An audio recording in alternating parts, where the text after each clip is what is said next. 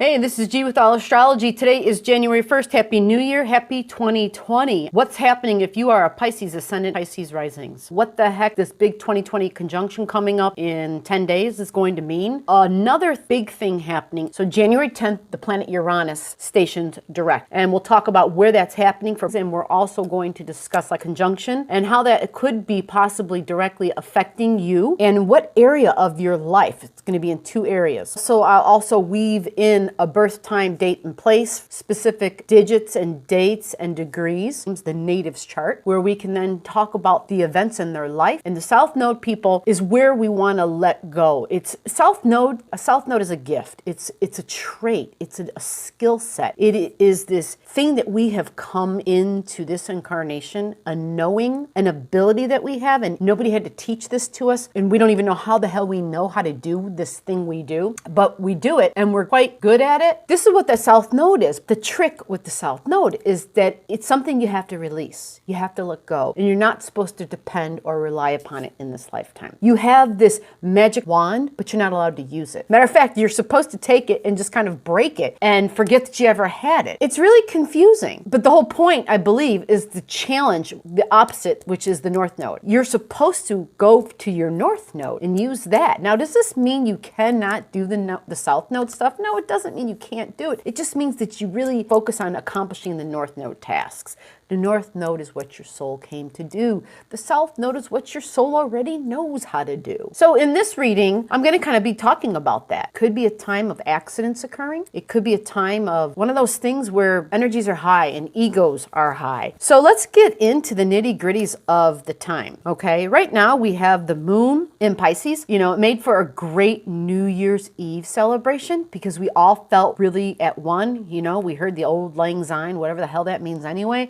But we felt a camaraderie because Pisces is all about, I understand it, I get it. We are all one. And we all know that at the end of the year, moving into the new year, we can recognize and acknowledge our own angst, our own pains, our own stress, and our own joys, right? And our own battles that we won or, our own, just our trials. What we had to go through, our quest, our journey, we get it. We all have these same journeys we have to go on. And so to bring on a new year means, okay, we made it. We're still here. We survived. And so we can see that within one another, like we did it. We made it through. The moon is in Pisces. And now we're going to be moving into the moon flowing into Aries. Now, Aries is a whole different vibe altogether. It's self. It's me. It's not we. It's me. It's just me. Aries is all about get up and go and fiery and action. And I want to initiate and start something new. So have you been having thoughts stronger than usual? Can you remember the last time you had a New Year's resolution where you were like, I'm doing it this time? And like the first day came about, January 1st comes about, and you find yourself actually doing what you kind of thought your New Year's resolution was going to be, what you wanted to do. I've heard many people, I've even read a couple of things I think I'm from different people on Facebook where they said this year for New Year's, I'm not making any resolutions. I'm doing them. I'm doing it. I'm just not even going to talk about it. I'm going to be about it. I'm going to do it.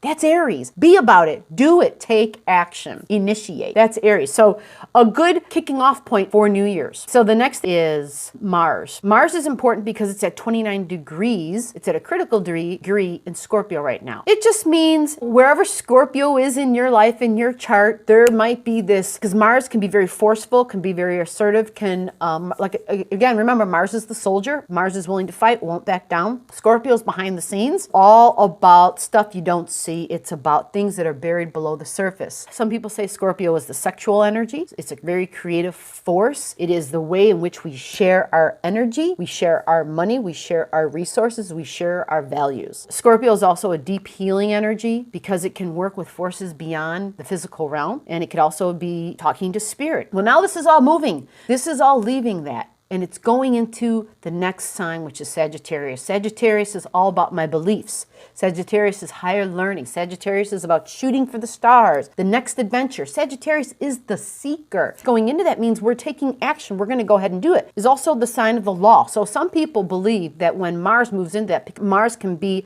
a malefic energy. Sometimes there can be problems with the law. So what you would want to do with your chart, if you understand astrology, you want to look in your own chart and see, is Mars in Sag at anywhere and point in time, will it square any other aspects, any planets or significant points like angles in your chart. If it does, there might be some problems there. All right, so you might want to check that out. If you've never had a report, or if you don't even have your own chart, you can just comment your birth info below and I can get that for you. I can take care of that for you. We do give away one high quality free reading here at Allastrology, which is what I'm about to get into. And if you want to hang around, you can see what that's going to look like and you will understand immediately it is not a computer generated chart. It is a highly intellectual, highly intuitional, highly evolutionary, holistic astrology.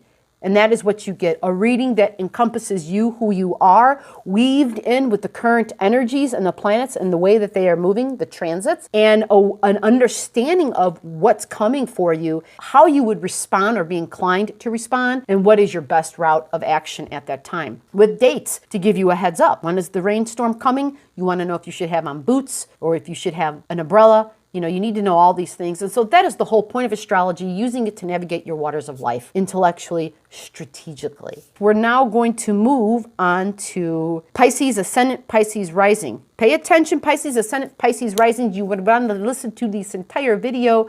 There will be aspects in here that do affect you. Pay attention to things such as Saturn and Pluto. Pay attention to Jupiter. Pay attention to Uranus. When I mention that, it's going to affect you. These are generational, slow-moving planets. So if you have Pisces on the Ascendant in your first house, you're going to have things that are going to be lining up with this person as well. This person is also a Pisces Sun and a Pisces Ascendant. They are a double Pisces. And for this person, their Sun is right on their Ascendant, which would mean that when things aspect that Ascendant, it's a double amplification. Your Sun represents your vitality, your health, your vigor, where you shine, how you express, how people, it's your personality. Your Ascendant is how you appear to the world. When people look at you, they have this idea, they right away get a first impression. It is the cover of the book. That is the Ascendant. So for this person, it's all kind of wrapped into one. They're a very Piscean human being. What is Pisces? Pisces are the dreamers. Pisces are the super artistic people. Let's give out a birthday. By the way, these are always strictly 100% private. There is never a name ever used. Here we go. February 29th, 1984, 6:25 a.m. India. I am horrible with pronouncing these foreign countries. Gorakhpur, Gorakhpur, India. At this time, you just experienced a Jupiter return. Yay! Jupiter is usually a benefit in our life. So when we look at your chart, like in the beginning of December, when Jupiter first got into Capricorn, you had received this sweet trine. You had Jupiter and Uranus working together, and this was about your money. Right? Maybe you got a bonus at the job because you have Taurus. It's in your third house, but it's business, it's communications, it's also siblings, it's also people that you work with, coworkers, it's networking, it's internet, it's social media, it's writing, it's the house of the communicator. Combine that house with Taurus, which is my income, my money, my resources. It's a very good possibility there was some sort of a benefit that you got. So whether that was a raise or whether you had some sort of a coworker relationship that somehow brought you some sort of a ease or a benefit at work in some way, shape, or form, right? Benefits can look in different ways. Yeah, it would have been a friendship. There would have been a benefit. It had to do with technology. It would have been an innovative thing because your Venus is in Uranus. Likely, it could have been a feminine energy. It would have been, like I said, friendships and somebody who is all about being unique, the future and innovative, like Thomas Edison, an inventive type of human being. And maybe you guys had a creative project together that somehow gave you a gain in some way, a beneficial gain through people you know. This did happen in the house of work for you. You had Neptune there at the same time. Now, Neptune is also this divine thing coming through. Hopefully your ears were trained and you were listening and you were in a receptive place because you could have gotten some really beautiful information. Having these lineups, having Uranus, these are big boys. These are energies that are our higher self. These are energies from source coming through. This is knowledge and information. This is the great inventive line of communication where your antenna's up there really high and you just get this download and you're like, holy shit, that's a great idea. Where does it come from? It comes from up there, right? We'd love to believe that we got all these great ideas, but we have a opening on one side of the head and an opening on the other. And at this time for you, it would have been that. It would have been the left and the right side of the brain working cohesively together, receiving information, and then understanding how to connect dots practical and logically and how to put things together. You have a nice, sweet trine that works with job and one-on-one relationships and being very logical and the ability to be analytical. And so this all would have been working in your favor at this time. The other side of that is when we have things working in our favor, there is always some crap that's testing us, okay? And this is the other part of this reading, is at this time, Mars, I'm already moved up now because this would have been in December. I've gone to the eclipse. The eclipse happened in your 10th house, so that brings changes. Anytime there's an eclipse, when you hear that word, it means change. It means something's happening. So whether that means there's a bonus, as in maybe a promotion at the job, or your job location's changing, which could mean a million different things. Like, do you change job, or do you have the same job but your location changes? Does it mean that you have the same job but you move to a different department at the job? You do have Sagittarius in that 10th house, a good portion of Sag, and Sag is all about long journeys, okay? It's about traveling. It's about, working in foreign lands and constantly dealing with people in other countries. So maybe you're telecommunicating, connected to that, and being able to work with those who don't live where you live, right? It's like me doing this thing here on YouTube and being able to connect with people who live in countries all over the world where I've never been, but yet somehow, some way, we're connecting, we're relating, we're communicating. What I need to talk to you about at this time, January 10th, there is this entire span of January, which is fascinating for all of us because we have the eclipse on 10th at 20 degrees in Cancer. For you, this happens in your house of romance, of children, of joy, of creativity, of fun. The eclipse is down here in the 5th, right? But what's opposing that eclipse? At the opposite end of that eclipse is Saturn and Pluto. Saturn and Pluto, for all of us, they're conjunct, and it's in your 11th house of friendships. You have no natal planets there, but it does not mean you're not feeling this, because I have no natal planets in the house where this is happening for me either. And let me tell you, when you have a stellium of transiting planets, and when I say stellium, we've got the Sun, we've got Mercury, we've got Jupiter, we've got Saturn, we've got Pluto, we've got Sirius, we've got the South freaking Node. Do I have to say anything else? That's like 8 freaking planets and asteroids that we have, because I didn't even mention this other one, the Chariklo. It's astounding to me because Chariklo is exactly conjunct Saturn and Pluto. Now, Chariklo is my ability to be present. It's almost as though we just kind of have to be present and watch certain things go on. Like, we have to be the observer. And our ability to observe and to stay present somehow provides a healing, okay? And this is with your friends. Because you have no natal planets, the shit's not happening to you, but you know people where they're going through major changes, where stuff is flipping upside down. So you're the one, where it is your job, basically, to be present for them, to just be there. Doesn't mean that, you're literally in the trenches, but you're being present, meaning if they need someone to talk to, you're present. You're there. You're listening. You're an assisting ear, so to speak. January 10th. I know I've said this date multiple times, but it's the 10th, the 11th, the 12th, the 13th, the 14th, the 15th. There's a lot of stuff going on in January for you because it's even going to go beyond this. But you're going to have Mars hitting your midheaven. When Mars hits your midheaven, you become extremely assertive. Being extremely assertive at this time means that it's all going to be about what you want to do. Your ego drives your ambition. That's Mars, my ambition. Mars is the warrior. But it's in Sagittarius, so you need to seek. You need to go, and you will, like, Jupiter is the universe. It is so expansive. It is so out there. It is so non-tangible world. And the further you connect the universe to you and who you are, the further you go out and do that, the more truth you understand. I know that sounds crazy, but that's the way it is. You specifically have Uranus, your natal Uranus, right there on your midheaven. And that again is that again adds more. I need to go out and seek. It's freedom. It's very much a freedom signature, meaning you're probably going to have people, authority figures, meaning bosses at the job. And if it's not bosses at the job, it's bosses and authority figures in your life who are somehow may be representing a restriction on you at this time. And you're going to feel repressed. And it's going to feel like, holy shit, I need to break free. I can't do this. You can't put these restrictions on me. I have to be able to fly. I need my wings. So anyway, this is going to feel very personal for you, because you have really nice support assisting you, all right, in the place of work. Like, your job supports you. It supports you individually as an individual, as a human being, in your identity and how you really self-identify with your value. okay? This is a big part of this, but you have to use caution. You have to make sure you are not impulsive. You have to make sure that you are aware of your own frustration and anger, because you're gonna feel like shit's not happening fast enough. People aren't moving fast enough. Your ideas are not getting off the ground fast enough. You want to just fly and you've got jets on your feet. Not everybody around you is gonna have jets on. Just be aware of your own ego drive so that it doesn't clash too harshly and get you into any trouble, okay? And I'm saying that because this all squares your ascendant exactly. So when a square happens to our ascendant, for you, it also squares your sun. Now at this time, folks, I'm going to give some degrees, okay? So on January 10th, Mars is going to be at 5 degrees, 5 degrees Sagittarius. So as the month goes on, you're going to have to give me a moment. The cat she's insisting on sitting like on the keyboard, on the mouse. So at that degree, remember your ascendant is a pretty low number. You have a 9-degree ascendant. So Mars right now at 5 degrees, once it travels along, you're going to feel this tighten up. Right now, you might be laughing at me and saying, oh, this person doesn't know what they're talking about. Everything is fine. I'm doing well. None of this is happening. Well, Mars is a fast mover, and fast movers you give a smaller orb to. Here we go, January 15th. Let me know if you feel something.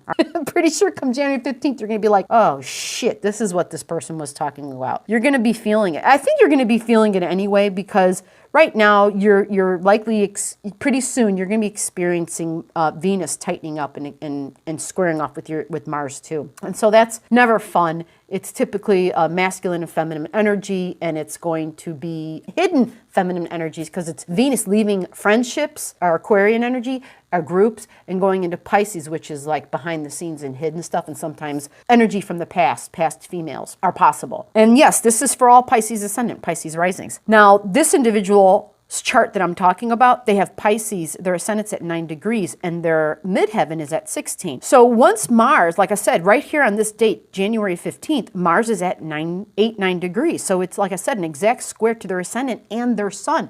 So when you have Mars squaring your ascendant, usually you have sicknesses and you don't have the energy to do what you need to do. It's almost like I can't get out of bed. However, my friend, you particular have your sun on your ascendant. Your sun adds vitality to your ascendant. It actually helps you. And when you have Mars squaring the sun, it's my vitality and my strength squaring vitality and strength. What happens is there's actually a burst in energy. It actually helps. So for you, this Mars squaring your ascendant, then you strike a balance. So you will not feel this in such a negative way, but others who are listening who are Pisces ascendants may feel this. You need to find out what degree your ascendant is, okay? Now remember, Mars is moving fast. So thank God, because if you're feeling ill, if you're feeling sick, Mars represents fevers, inflammation. Once Mars moves and gets 2 degrees away, you'll be fine. It'll have passed. So find out what your ascendant, find out what your degrees are. If you don't know, comment your stuff below. I'll hook you up. I'll take care of you. And even if that means you already have had a reading, I can at least tell you, hey, this is what's going on in a quick comment below. It's not a big deal. Okay, so right now, January 15th, we've got Mars located there. Now for you, you have a 13-degree Uranus, okay? What happens when Mars touches Uranus? It ends up being a battle for freedom. Now this is happening right on your midheaven, which is your work, your professional world. This means authority figures, okay?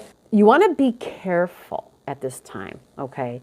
You really do, because what's happening is Mars is all about my desire and my ability to assert myself. Uranus is all about shocks and surprises, right? And they're likely going to come from people that are considered your friends at this time. So it might be that tricky situation where you have a boss at work that you are friends with or that can be very friendly with you at times. Yes, Zoe, baby, I know you want love. Yeah, I know. I'm right here. So this could be tricky because I'm looking at it and I'm following the energy, and this is, what I'm seeing. There could be someone that you've been very friendly with at work and who you've either had a relationship with, because it's a feminine energy.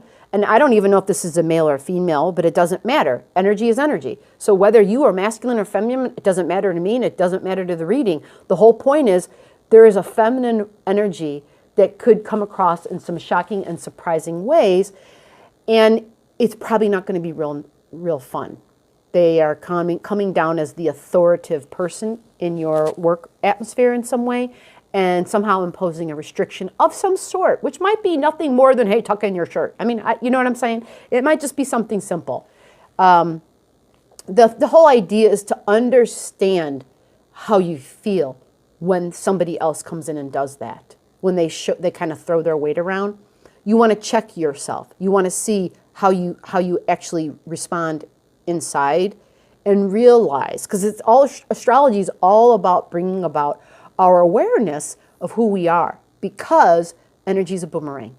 And if you have certain thoughts, whether it's about that person who's imposing things on you, and you have those thoughts, right, and you're going to have them powerfully, because Mars is involved, you're going to be passionate about them, like you're willing to fight for these things. When we have thoughts like that, they become weapons, okay? And remember, the boomerang, what you throw out comes back.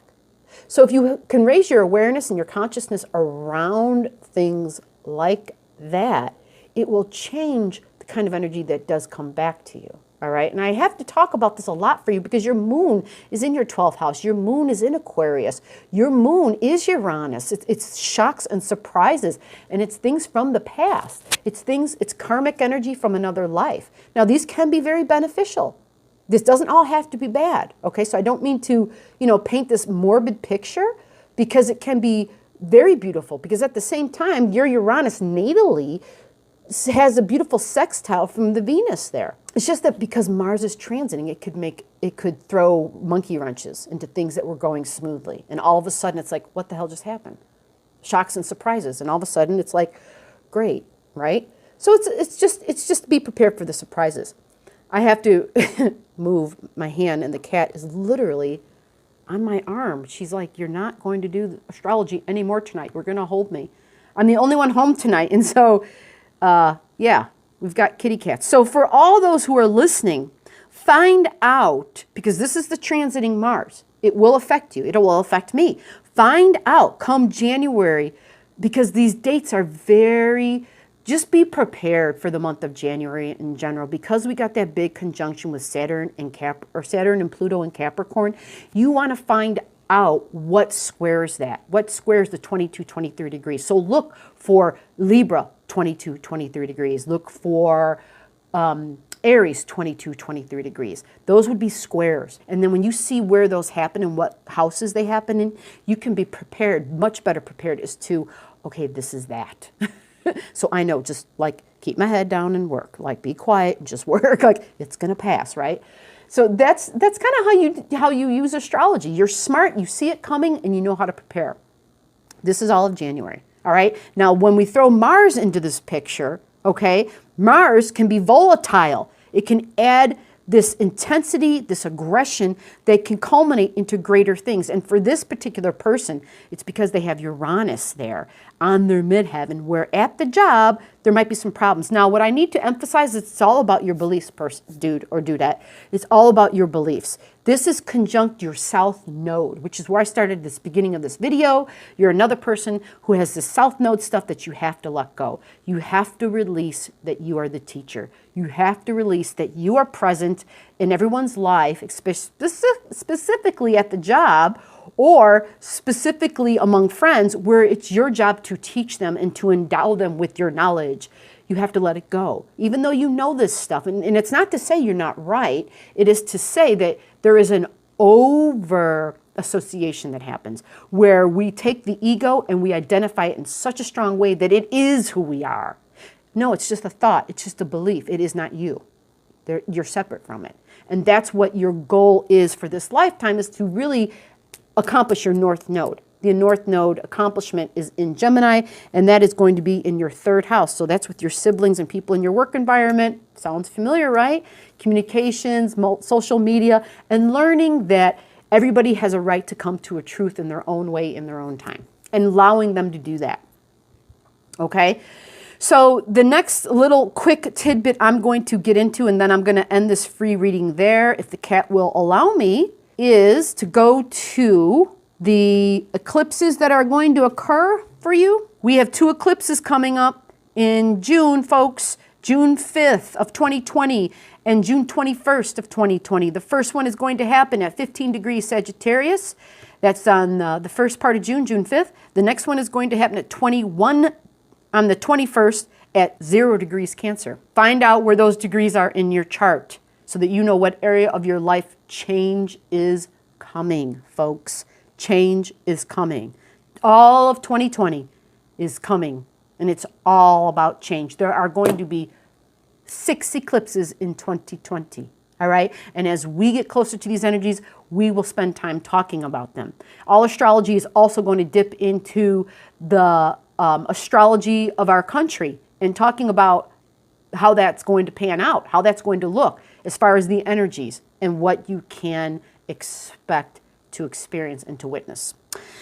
Okay, so when we get to June, we are looking at 15 degrees Sagittarius is right on your midheaven, my friend. You have changes coming in work and home. You have changes coming, work and home. This has to do with that South Node I was kept trying to tell you about, to let go and to release. This is directly has to do with your South Node. This is going to be shocks and surprises. So you're hearing this in advance. It's going to be shocks and surprises, okay?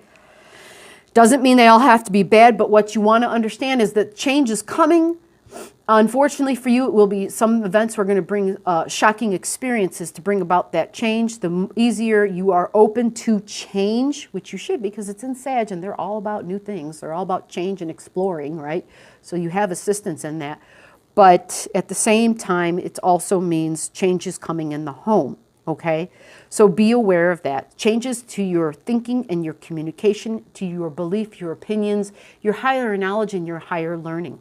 The next eclipse happens, like I said, at the 21st. Now, when that one happens, that is going to be at 0 degrees Cancer, and that is in your home, okay? That is in your home. 0 degrees Cancer is also going to be conjunct your natal Neptune, my friend, and that is in your 10th house. So basically, your entire 2020 is all about home and work, right? Home and work. It is all changing. It is a reset switch. That is what the eclipse is. All eclipses are resets. Something new is coming, releasing the old, okay? And if you want any more detailed information about this, you just go ahead down below, comment your birth info, or if this is you, if this is your chart, and if you want to get additional information, we would love to work with you. Just comment below. We'll check you out and we'll connect. Take care. Bye. Hope this helped.